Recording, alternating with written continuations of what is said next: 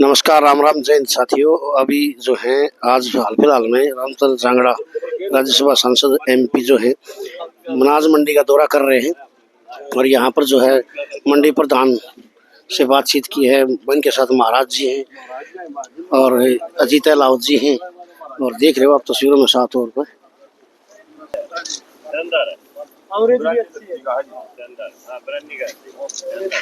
ये निरीक्षण करने पहुंचे।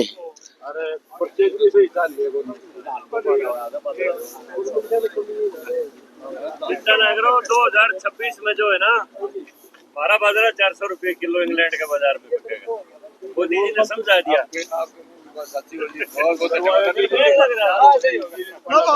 दुनिया को समझा दिया कि जिंदा रहना है तो मोटा अनाज खाओ। और हिंदुस्तान मोटे अनाज का वर्ल्ड का सबसे बड़ा उत्पादक देश है।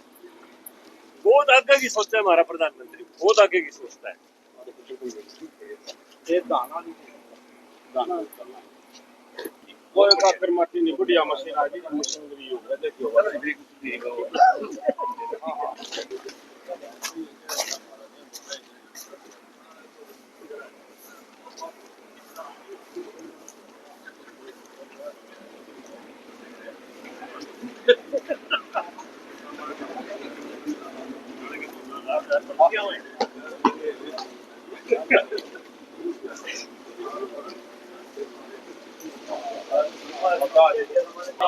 ये जो है धान की जो डेयरी है उसके ऊपर राज्यसभा रामचंद्र जांगड़ा जो है वो अपना निरीक्षण करने पहुंचे हैं और धान की जो मुट्ठी हाथ में देख पा रहे हो यहाँ पर मंडी प्रधान प्रधान जी अजीत लाउत जी और महाराज महेंद्र सतीश दास जी और कर्नल संदीप नैन जी सभी जो है यहाँ पर देख पा रहे हैं। यहाँ पर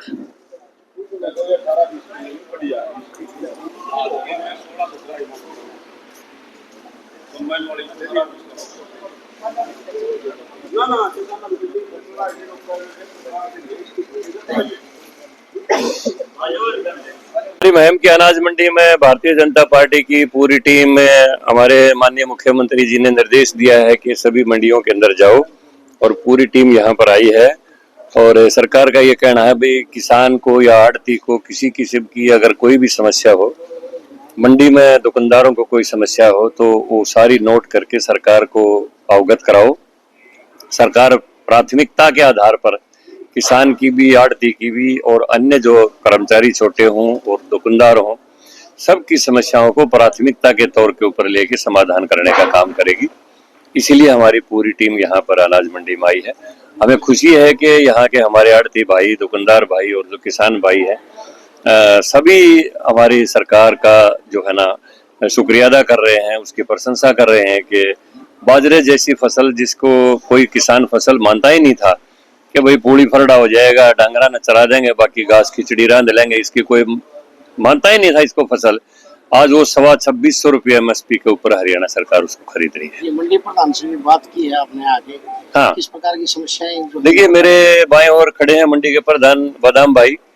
ये कह रहे हैं कि एक तो यहाँ पर पीने के पानी की थोड़ी समस्या है, उसका हम समाधान करवाएंगे। एक जो शेड के ऊपर से जो पानी आता है बारिश का, वो सीधा नीचे आके फसल पर जो गिर जाता है, उसके एंड के ऊपर जो है ना वो पाइप करवा के, जैसे अभी लग रहे हैं, और इसको सबको करवा के और रेन हार्वेस्टिंग स्कीम के तहत उस पानी को अंडरग्राउंड ले जाया जाए ताकि वाटर टेबल भी ऊपर आए और पानी का फैलाव ना हो, फसल खराब ना हो। ये सारी चीजें ये आड़ती अपने पेड़ के ऊपर नोट करके हमें दे देंगे। चारों तरफ 4 दीवारी की सुरक्षा के लिए जो इन्होंने कहा है कि उसके ऊपर वायरिंग हो जाए, उसके लिए भी हम बोर्ड को अवगत करा के जितने भी अन्य भी हम अभी इनके साथ बैठेंगे, जो भी समस्याएं बताएंगे।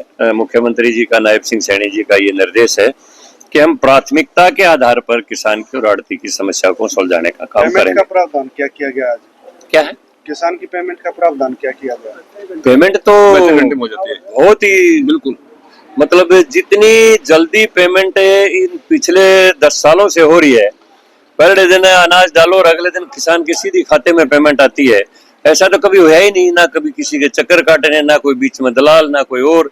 तो डायरेक्ट बेनिफिट दिया जा रहा है हर वर्ग को। पेंशन लेने वाला है वो भी, उसको भी डायरेक्ट बेनिफिट है। किसान फसल डालने वाला है उसका भी डायरेक्ट बेनिफिट है। किसान सम्मान निधि है, 2,000 रुपये हर चौथे महीने देते हैं, 6,000 रुपये साल के, वो भी डायरेक्ट बेनिफिट है।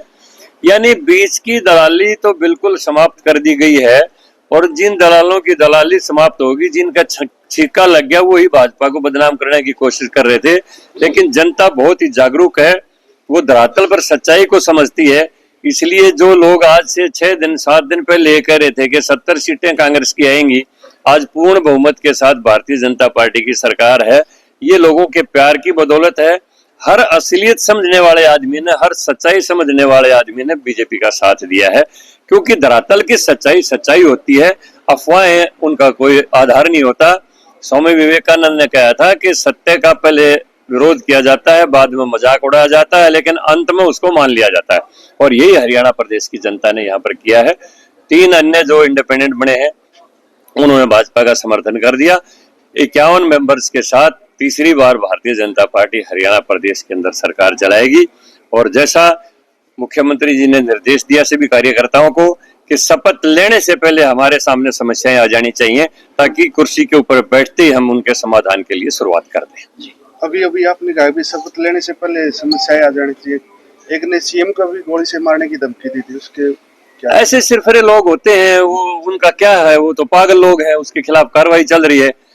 कौन सीएम को गोली मार देगा? ऐसे सिरफिरे लोगों का क्या जिक्र है? वो तो पुलिस उसको अरेस्ट कर रही होगी, उसके खिलाफ कानूनी कार्रवाई हो जाएगी। मैम से यहाँ पे शमशेर खरकड़ा जो भाजपा के नेता रहे हैं और राधा लाउत को निष्कासित कर दिया गया था, और शमशेर खरकड़ा कह रहे कि मैं फिर से भाजपा में जाऊंगा, क्या ऐसा हो सकता है?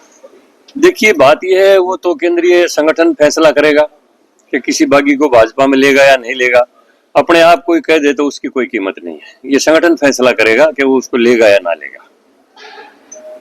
एंटी कंबियंसी जो है इस चुनाव पर आ भी रही, जैसा कि आप भी देख रहे थे, किसान अग्निवीर और किसान आंदोलन का जो है दिया गया, लेकिन फिर भी आप जो है प्रचंड बहुमत के साथ सरकार बनाने में कामयाब और अच्छी सीटें प्राप्त करने में भी कामयाब। देखिए, हमारे देश के युवाओं ने अग्निवीर योजना के तहत जो उनको जब समझाया गया, अब देखिए, हर अच्छे काम का बगैर सोचे समझे अगर कोई विरोध करता है तो बाद में सच्चाई का पता चल जाता है। आज इजराइल जिसकी 1 करोड़ की भी आबादी नहीं है, वो बड़े से बड़ी दुनिया की ताकतों का मुकाबला कर रहा है। हमास के ऊपर लगातार अटैक कर रहा है, ईरान के ऊपर लगातार अटैक कर रहा है। किस लिए कर रहा है? कि उसके देश का हर युवा अग्निवीर है, हर युवा डिफेंस की ट्रेनिंग से ट्रेंड है, इसलिए वो इतना बड़ा मुकाबला कर रहा है। 1 करोड़ की आबादी का भी देश नहीं है। तो आज के समय में सामरिक रूप से, आंतरिक रूप से सुरक्षित रहने के लिए हर युवा को डिफेंस की ट्रेनिंग देना लाजमी है। और सरकार ने जब युवाओं को सही रास्ता बता दिया कि जो भी अग्निवीर की ट्रेनिंग लेके आएगा, 30% युवाओं को वहीं पर समायोजित कर लिया जाएगा, बाकी जो 70% बचेंगे उनको प्रदेश की सिविल की नौकरियों में प्राथमिकता दी जाएगी, उनको यहाँ पर भर्ती कर लिया जाएगा।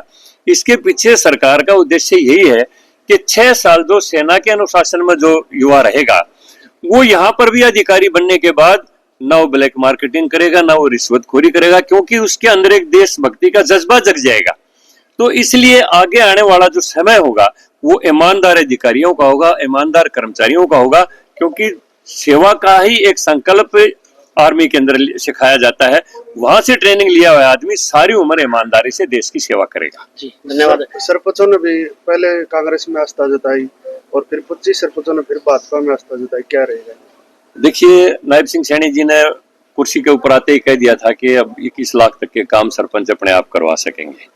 ऑनलाइन कुछ पॉलिसियों में ढील दे दी गई थी और सरकार ने बिना भेदभाव के पूरे हरियाणा का समान विकास करने का संकल्प लिया। सबका साथ सबका विकास, हरियाणा एक, हरियाणवी एक के मंत्र के साथ मनोहर लाल ने जी भी काम किया। कुछ ऑनलाइन प्रक्रिया के कारण जो थोड़ी बहुत परेशानियां जनता को आ रही थी, उनके अंदर ढील देके अधिकारियों की ड्यूटी लगा के काफी प्रॉपर्टी आईडी, फैमिली आईडी उनके समाधान कर दिया गया है। और ऐसे ही 17 तारीख को समारोह समाप्त हो जाएगा। उसके बाद दोबारा अधिकारियों की ड्यूटी लगा के और दोबारा इन समस्याओं का अगर छोटी मोटी रहेगी तो उनका समाधान कर दिया जाएगा। जब भी कोई देश में नया बदलाव होता है तो निश्चित तौर पर उसमें जो कुछ कठिनाई आती हैं, क्योंकि दुनिया के अंदर परिवर्तन ही सबसे बड़ा कठिनाई का मामला होता है। और जब पुरानी सड़ी गली व्यवस्था को जब परिवर्तित किया जाता है तो जो लोग उस व्यवस्था से लाभ उठा रहे होते हैं, उनको पीड़ाएं होती हैं, उनको दुख होता है, वो उसमें व्यवस्था को बदनाम भी करने की कोशिश करते हैं, बाधाएं भी लगाते हैं। लेकिन धीरे धीरे जब जनता के समझ में आ जाता है कि ये नई व्यवस्था तुम्हारे हक के लिए है, तो जनता फिर खड़ी हो जाती है। और वही काम अब 2024 के इलेक्शन में हुआ है। बीजेपी को जनता ने असलियत समझ के पूर्ण बहुमत के साथ सरकार दी है। बहुत बहुत धन्यवाद सर। तो ये थे हमारे साथ रामचंद्र जांगड़ा जी, जो कि यहाँ मंडी में दौरा करने पहुंचे थे अपनी टीम के साथ। और यहाँ पर देख सको तस्वीरों में जो है ये हमारे जो है कर्नल संदीप नयन जी और अजीत लावत जी और ये टिपुरी टीम। और ये जो देख रहे हो ये मंडी का दृश्य है।